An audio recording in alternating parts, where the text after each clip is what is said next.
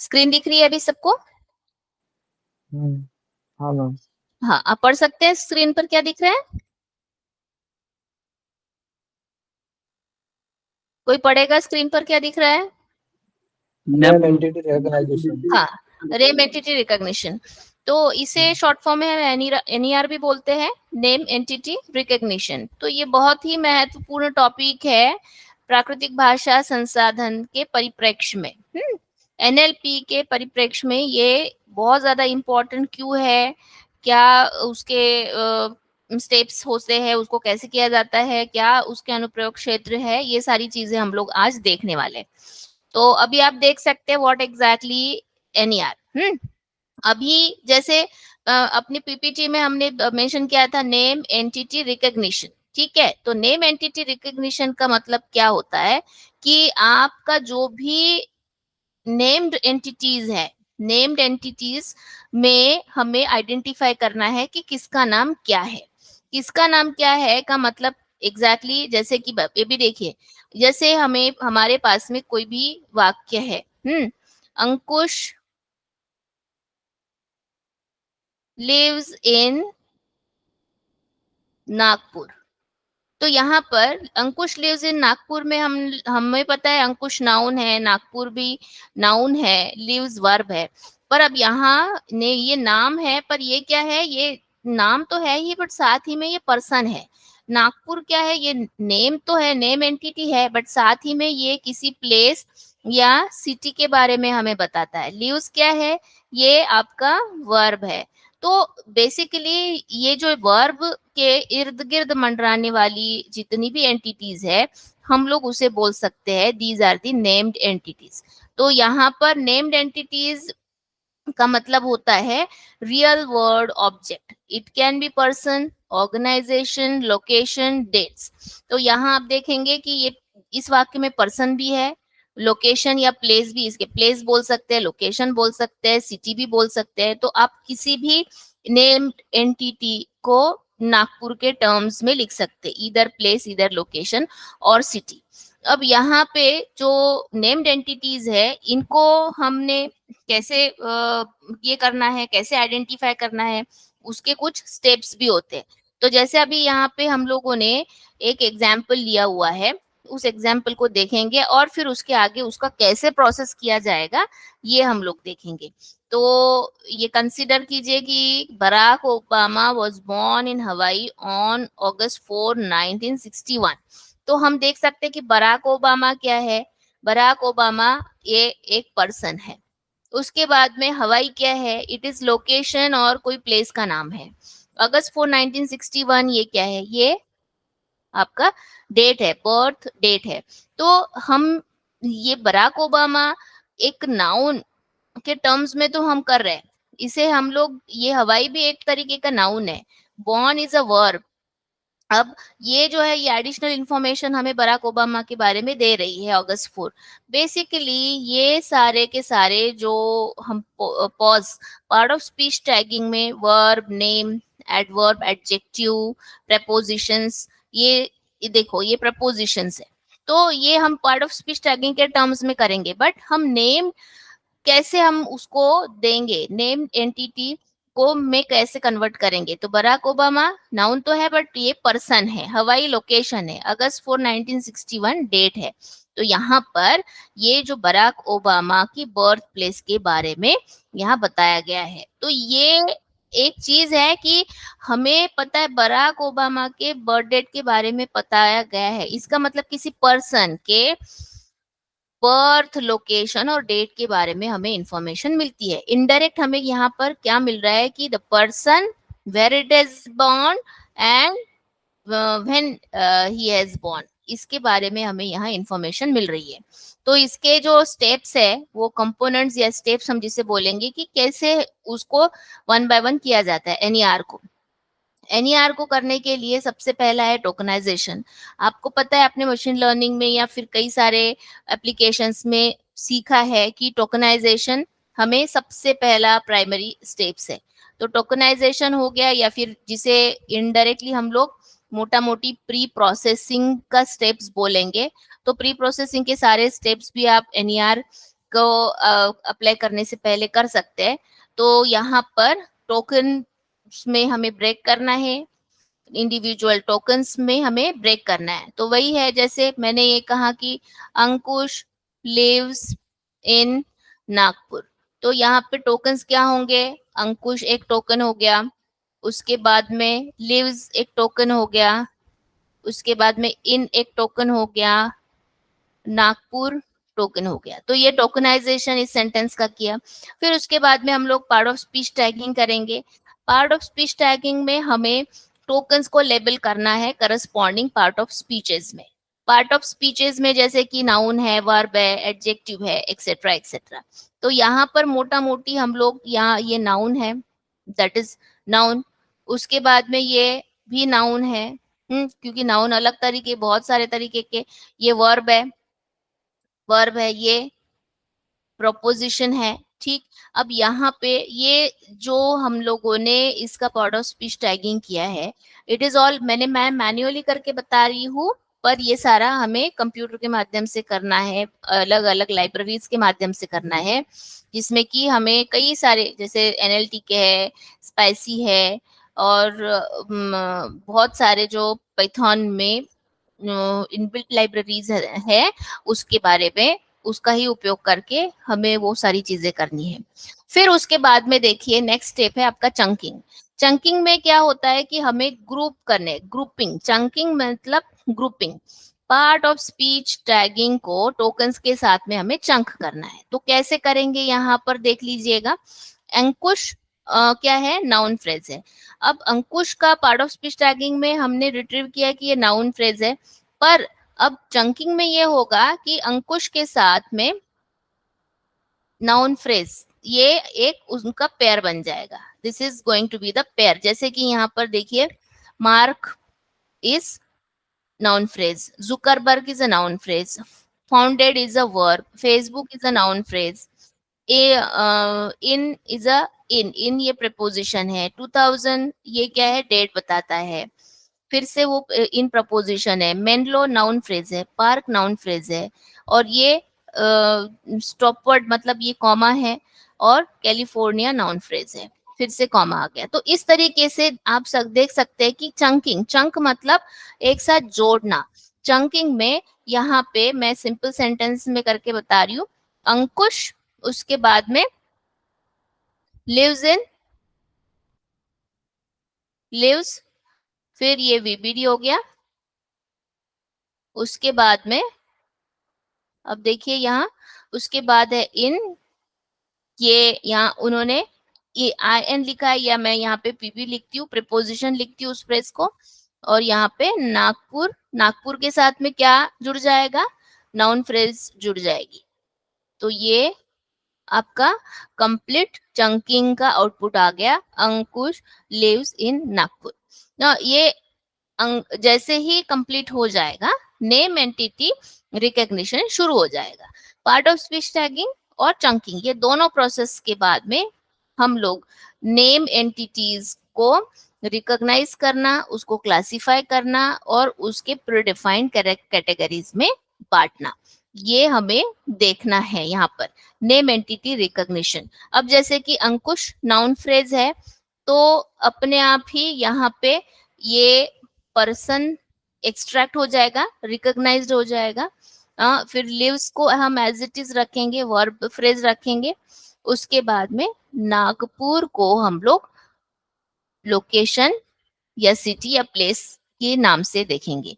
तो basically name entity recognition के कुछ रूल्स होते हैं। जो नेम एंटिटी रिकॉग्निशन के प्रीडिफाइंड पैकेजेस है, जो कि हम बड़ी बड़ी लाइब्रेरीज है, तो वो एनईआर ऑटोमेटिकली, मतलब उनके जो नेम एंटिटीज है वो डिफाइंड है, और नेम एंटिटीज डिफाइंड होने के बाद, जैसे कि फॉर एग्जांपल लिव्ड, तो लिव जो है वो क्या है, लिव, लिव के साथ में जरूर कोई पर्सन, क्योंकि कोई चीज जो है वो लिव कैसे करती है, Liv is going to be the person, और Liv is a living thing.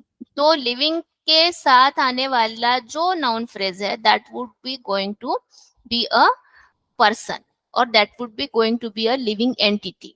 उसके बाद में इन, एट इस प्रपोजिशन के साथ, देखिए इसके जो रूल्स है ना वो पहले से बने हुए हैं, इन है, एट है, ऑन है, ये सारे जो प्रपोजिशंस है वो आपका लोकेशन बताते हैं। तो लोकेशन, ये प्रिपोजिशन, ये जो प्रिपोजिशन के बाद आने वाला जो भी फ्रेज होगा वो डेफिनेटली आपको लोकेशन बताएगा, प्लेस बताएगा, या फिर कोई सिटी बताएगा। तो these are the rules which is already inbuilt in those libraries, and that library will automatically extract the sentences, then part of speech tagging and corresponding part of speeches, and then go for chunking and then extract the name entities. तो यहाँ पर अब बहुत बार क्या होता है कि ऐसी एंटिटीज आती है जिसमें कि पता नहीं चलता कि ये एग्जैक्टली क्या है, एग्जैक्टली ये नाम है, या जैसे कि बहुत बार हम लोग एक एग्जाम्पल देते हैं, पूजा ने पूजा के लिए थाली सजाई। तो यहाँ पर जो पूजा है, Pooja is going to be a person, first Pooja, and then another Pooja जो है पूजा के लिए, पूजा के लिए puja is going to be पूजा करना, means that is going to be a क्रिया और अ वर्ब। तो यहाँ जो दोनों पूजा है इसमें एक एम्बिग्यूटी पैदा हो सकती है, एम्बिग्यूटी पैदा हो सकती है। अब यहाँ जैसे कि देखो एक मराठी में शब्द है जोड़ा, जोड़ा का मतलब जोड़ो, जोड़ो जोड़ना, ठीक है, चंक करना, तो एक एक साथ पेयर करना, ये उसका मतलब है जोड़ा। बट दूसरे टर्म्स में देखा जाए तो मराठी में ही इसको जोड़ा को जूता भी बोलते हैं। अगर कोई मराठी व्यक्ति है यहाँ पे तो जूता का मतलब भी जोड़ा होता है। तो अब यहाँ एक है कि जोड़ा क्या वर्ब है, देखो यहाँ वर्ब हो रहा है, या यहाँ वर्ब हो रहा है, या फिर ये कोई जूता मतलब कोई ऐसी नाउन फ्रेज इंडिकेट कर रही है। तो हम ये सारी चीजें करेंगे एंटिटी disambiguation में, this process of determining the correct meaning of name entity when there is a multiple entry with the same name, क्योंकि जोड़ा वर्ब भी हो सकता है, जोड़ा नाउन भी हो सकता है। तो यहाँ पर हमें वो डिसएम्बिगुएशन करना है और अप्रोप्रिएट एंटिटी कौन सी हो सकती है वो एक्सट्रैक्ट करनी है। तो ये आपकी एनईआर की प्रोसीजर है जो कि स्टेप बाय स्टेप मैंने बताई है। अब ये हम ऑलरेडी देख चुके हैं। उसके बाद में देखिए अप्रोचेस क्या क्या है एनईआर के। मेरी आवाज आ रही है सबको? अप्रोचेस, पहला है रूल बेस, दूसरा है स्टैटिस्टिकल और तीसरा है मशीन लर्निंग। अब रूल बेस में बहुत ही टीडियस और बहुत ही क्लिष्ट तरीके का अप्रोच है ये। रूल बेस अप्रोच में ये होता है कि हमें नेम एंटिटीज को आइडेंटिफाई करना है और उसके रूल्स बनाने हैं, और वो रूल्स या फिर वो पैटर्न्स के हिसाब से हमें उसको आइडेंटिफाई करना है। तो predefined rule is must, predefined rule यहाँ पर आवश्यक है। उसके बाद में सेकेंड मेथड है अप्रोच आपका स्टैटिस्टिकल। अब स्टैटिस्टिकल में हम लोग प्रोबेबिलिस्टिक फ्रेमवर्क का यूज करते हैं। हमने प्रोबेबिलिटी के बारे में पढ़ा है, नेव बेस एल्गोरिथम के बारे में पढ़ा है। तो इस स्टैटिस्टिकल अप्रोच को यूज करने के लिए भी हमें कई सारे लॉजिक्स का, कई सारे प्रोग्रामिंग पैराडाइम्स का उपयोग करके स्टैटिस्टिकल मॉडल को बनाना पड़ता है।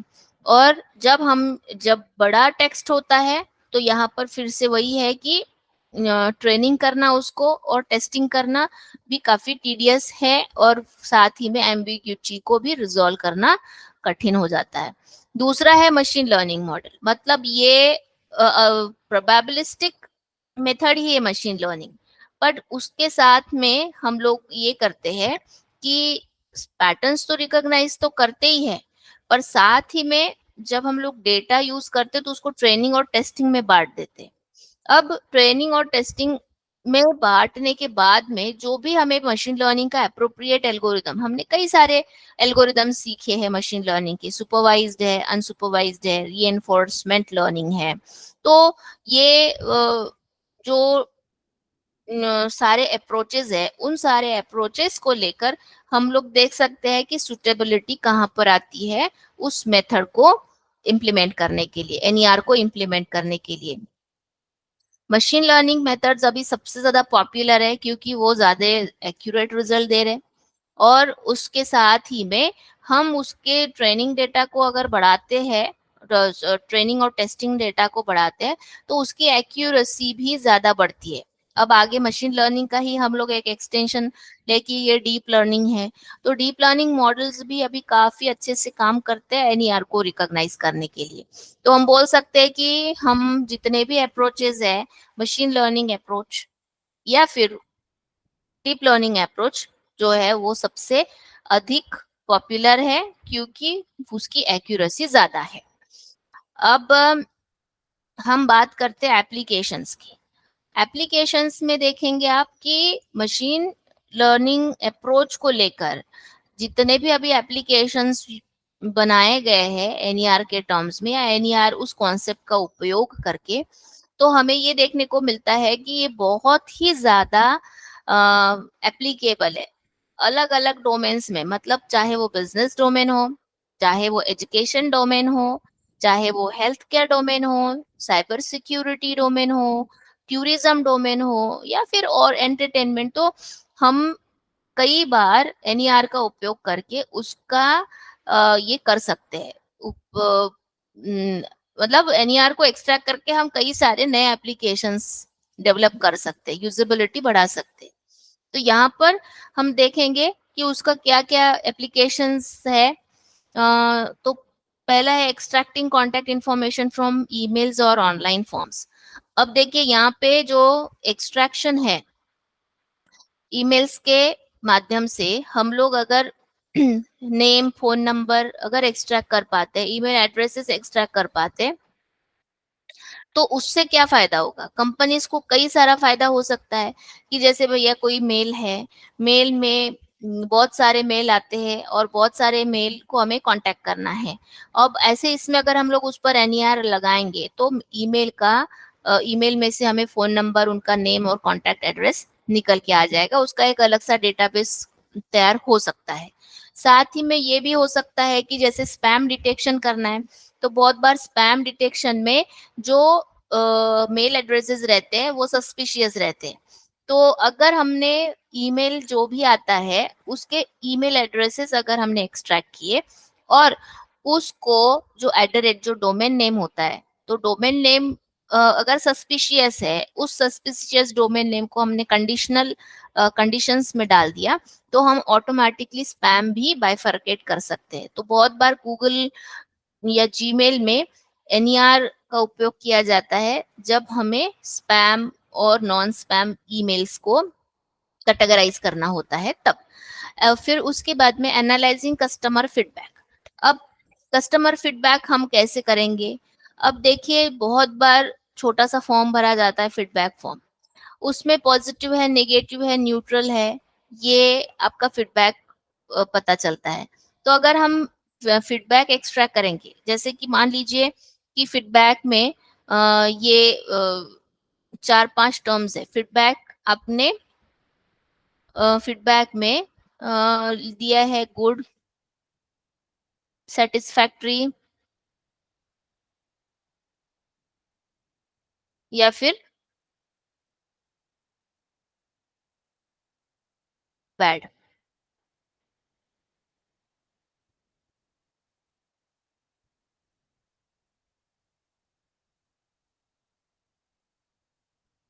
स्क्रीन मेरी दिख पा रही है आपको?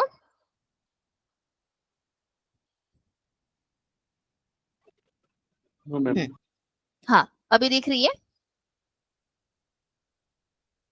ये गुड, सेटिस्फैक्ट्री और बैड। तो गुड, सेटिस्फैक्ट्री, बैड में अब ये जो आपका ओपिनियन है, ये ओपिनियन के इसमें ये सारे वेरिएबल्स आपको मिल जाएंगे, तो ऑटोमेटिकली आप जो फीडबैक है, कस्टमर फीडबैक, वो एक्सट्रैक्ट करके कितने कस्टमर्स ने गुड दिया है, सेटिस्फैक्ट्री दिया है और बैड दिया है, तो आप अपना सर्विस यहाँ पर एनहांस कर पाएंगे, क्योंकि बैड जिन लोगों ने फीडबैक दिया है उसका क्या रीजन रहा होगा, ये आपको क्विकली पता चल जाएगा। एक मिनट में पता चल जाएगा, और उससे आप अपना कस्टमर सर्विस बहुत अच्छा कर सकते हैं, एनहांस कर सकते हैं वो फैसिलिटीज।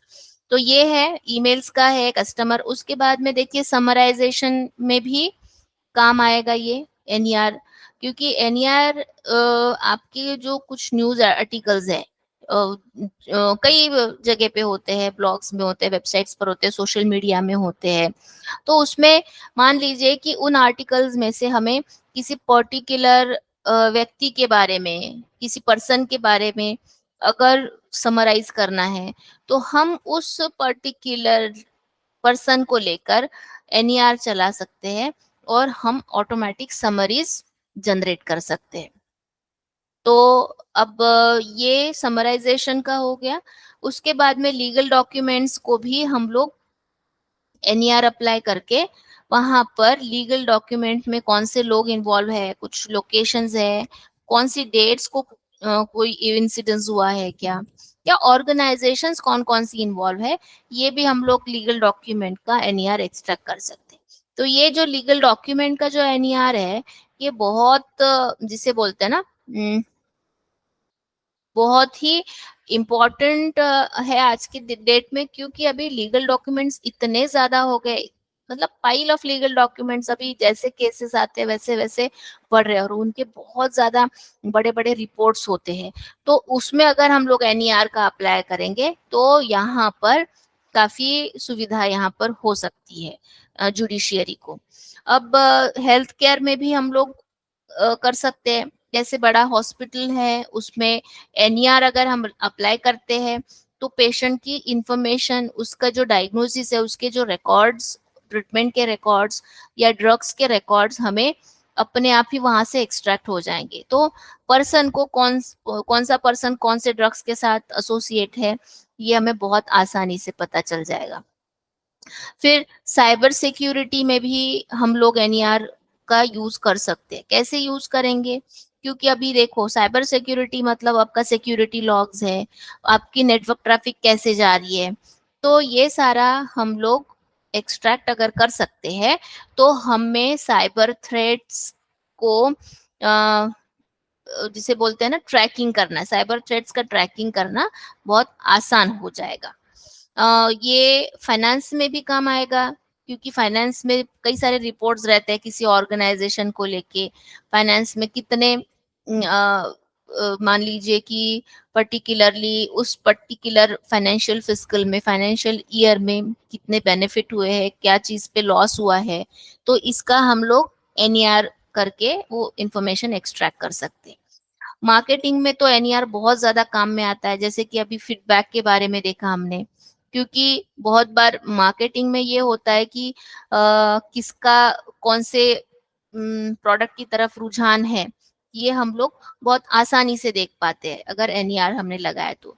ह्यूमन रिसोर्स में भी हम रिज्यूमे राइटिंग को लेकर या फिर रिक्रूटमेंट प्रोसेस को लेकर हम लोग बहुत अच्छे से, जैसे अभी मैंने कल परसों में एक न्यूज पढ़ी थी कि टीसीएस जो है वो अपनी रिक्रूटमेंट को बहुत ऑटोमाइज कर रहा है। तो ऑटोमाइज कर रहा है मतलब यहाँ पे उन्होंने डेफिनेटली ये एनईआर का उपयोग किया, जिसमें कि जो रेज्यूम आता है वो रेज्यूम को वो एक्सट्रैक्ट करते हैं, और एक्सट्रैक्ट करके सीधा वो टेबल फॉर्म में, उनका रेज्यूम टेबल फॉर्म में आ जाता है, और ए बी सी जितने भी लोग हैं उन सबका क्वालिफिकेशन और ये सब कंपैरिजन, ये सारी चीजें एक ही एट अ ग्लांस हो सकती है, जिसमें कि जो एचआर है उनको बहुत ज्यादा हर पेज देखो और हर पेज का ये करो, ऐसे एनालिसिस करना और उसमें समय बर्बाद करना नहीं पड़ेगा।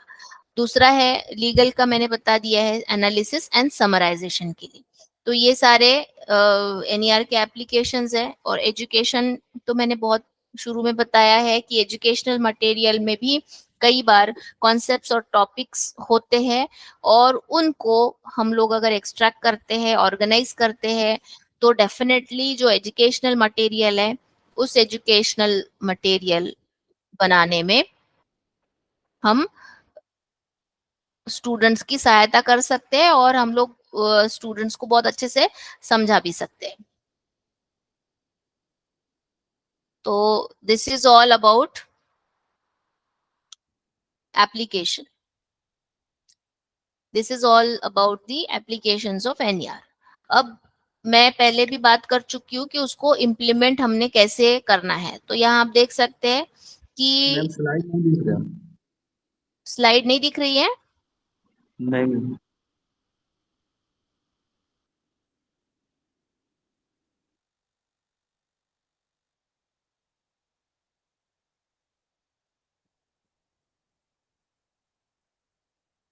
अब दिख रही है। हाँ मैम। हाँ, तो ये इम्प्लीमेंट हमें कैसे करना है। स्पाइसी ये पाइथन लाइब्रेरी है, आपको देखना है उसको। एनएलटी के पाइथन लाइब्रेरी है, ओपन एनएलपी है, अपाची लाइसेंस पाइथन लाइब्रेरी है एनएलपी की। तो सॉरी, ये जावा बेस्ड लाइब्रेरी है अपाची। तो ओपन एनएलपी की जो जितनी भी हमारे पास में ये लाइब्रेरीज है, उन लाइब्रेरीज को या फिर दीज टूल किट्स को यूज करके हम लोग एनईआर बना सकते हैं। बेसिक एनईआर बनाने के लिए आपको कोडिंग यहाँ पर नहीं करनी है। बेसिक एनईआर अगर आपको किसी भी एप्लीकेशन पर बनाना है या फिर किसी डोमेन के लिए बनाना है, तो आपको रेडीमेड लाइब्रेरीज यहाँ पर मिल जाएगी। सिर्फ उसको आपको अप्लाई करना है, चाहे वो हेल्थ केयर हो, चाहे वो एजुकेशन हो, या चाहे एंटरटेनमेंट हो। तो ये आपका इम्प्लीमेंटेशन की किस तरीके से हम एनईआर को इम्प्लीमेंट कर सकते हैं। ठीक है, तो this is all about the NER. और इसके बारे में अगर कोई डाउट है, कुछ डिस्कस करना है, तो हम लोग अभी इसको डिस्कस करते हैं।